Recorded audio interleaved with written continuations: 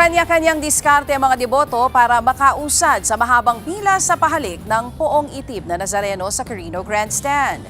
Pero ang ilan hindi kinaya ang matagalang pagkakatayo bago makalapit sa poon.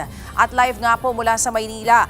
Nasa frontline ng balitang yan ang ating kasamahan na si Mon Gualvez. Mon, kamusta na ang tao dyan ngayon sa Quirino Grandstand? Nagsimula na ba yung pagdagsa? Yes, Zarina, lampas 12,000 na yung crowd estimate ng Philippine National Police pagdating sa mga pumipila dito nga sa tradisyonal na pahalik sa mahal na Poong Jesus Nazareno dito sa Quirino Grandstand. Alam mo, Zarina, mga kapatid, mula sa mahigit kalahating araw na pagkatsaga sa pila, nasa 3 segundo lamang actually ang tinatagal ng kada deboto sa pagpuna sa bahagi ng krus at paanan ng Poong Nazareno. Pero kahit sobrang bilis, labis pa rin ang tuwa ng maraming namamanata. Sulit daw ang lahat ng pagtitiis, wag lang magmintis na makalapit sa imahen.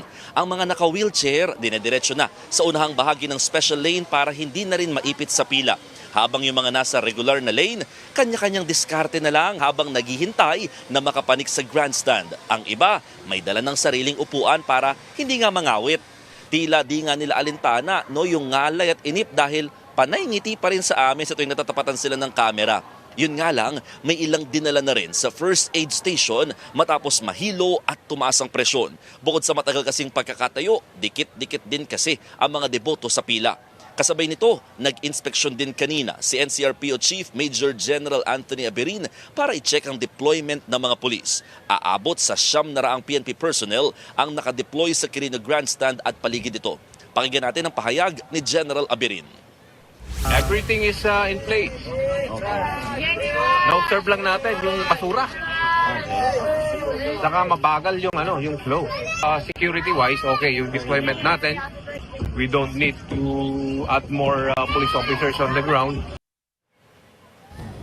Zarina, bukod sa patuloy na pagdagsa ng mga taong pumipila para sa tradisyonal na pahalik, nagdaratingan na rin at unti-unti nang napupuno naman itong mismong Quirino Grandstand grounds ng mga ilang nagka-camping na, tila naglalatag na nga dito ng mga tent. May iba naglalatag naman ng sapin at dito na nga daw pamorningang mag-aabang sa mismong kapistahan ng mahal na Poong Jesus Nazareno. Ang ilan dyan galing sa mismong pahalik habang yung iba dumiretso na raw dito sa mismong grounds para nga abangan yung vigil, yung programa hanggang sa mismong Misa Mayor mamayang madaling araw. Zarina, balik sa'yo. Maraming salamat. Yan nga pong Express Report ni Mon Gualvez. Mga kapatid, Ruth Cabalpo, para sa mabilis na pasada ng mga balitang dapat niyong malaman, mag-follow at mag-subscribe sa social media pages ng News 5.